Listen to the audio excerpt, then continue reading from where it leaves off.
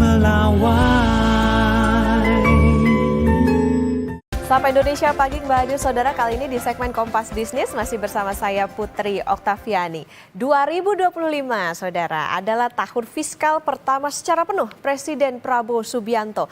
Banyak sekali program-program yang menjadi janji kampanye. Tetapi juga banyak kejutan-kejutan yang diberikan. Refocusing anggaran untuk program makan bergizi gratis, kemudian modal Danantara, lalu diskon tarif listrik sampai 50%, diskon tarif pesawat. Nah, sebelumnya juga pernah menaikkan gaji hakim. Terbaru saudara, pembagian THR dan tunjangan kinerja sampai 100%. Banyak sekali ya kebaikan hati yang diberikan Presiden Prabowo Subianto. Pertanyaannya, mampukah APBN kita mengakomodir niat baik ini? Kita ke data selanjutnya. Kenyataannya saudara, mimpi atau cita-cita besar Presiden harus menghadapi kekurangan uang. Tulang punggung yang membiayai banyak kebutuhan negara sedang kesulitan. Penerimaan pajak pada Februari 2025 anjlok lebih dari 30%. Kita bandingkan dulu saudara, penerimaan pajak di tahun lalu atau di tahun 2024 ini mencapai 269 triliun rupiah atau 13,5% dari target APBN di tahun 2024. Nah, Februari tahun ini penerimaan pajak yakni 187,8 triliun atau terrealisasi 8,6% dari target APBN 2025. Pencapaian pajak awal tahun ini sudah anjlok 30,19% dibandingkan dengan tahun lalu. Nah, apa dampak pajak yang anjlok? Kita ke data selanjutnya. Masalahnya lagi, belanja negara pada Februari 2025 ini mencapai 348,1 triliun rupiah. Dengan realisasi ini, APBN per Februari 2025 akhirnya defisit. Ini dia alias minus 31,2 triliun rupiah atau 0,13% terhadap produk domestik bruto atau PDB. Padahal saudara, periode yang sama di tahun lalu di Februari 2024 APBN kita masih surplus 26,04 triliun rupiah atau 0,11% terhadap PDB.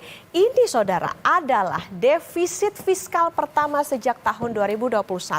Apakah defisit yang lebar ini kalau penerimaan pajak yang anjlok ini jadi sinyal bahwa ekonomi sedang tidak baik-baik saja? Apakah jadi sinyal juga bahwa negara akan menarik utang lebih besar dari proyeksi? Kita ke data selanjutnya.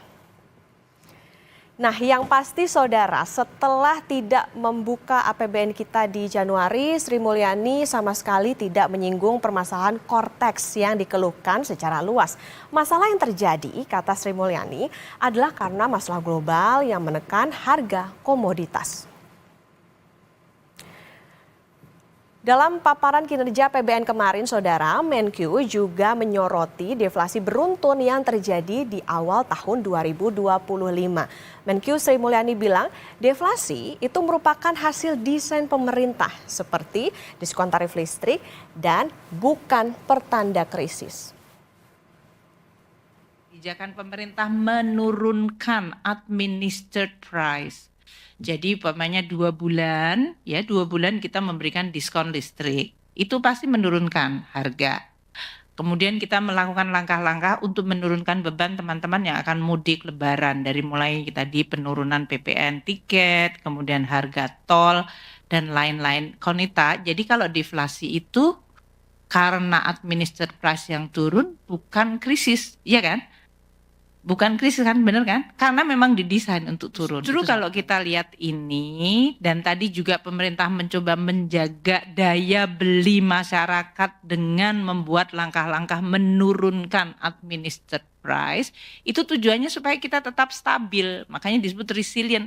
Makanya kalau tadi saya sebutkan di dalam growth-nya, konsumsi rumah tangga masih tumbuh 4,96,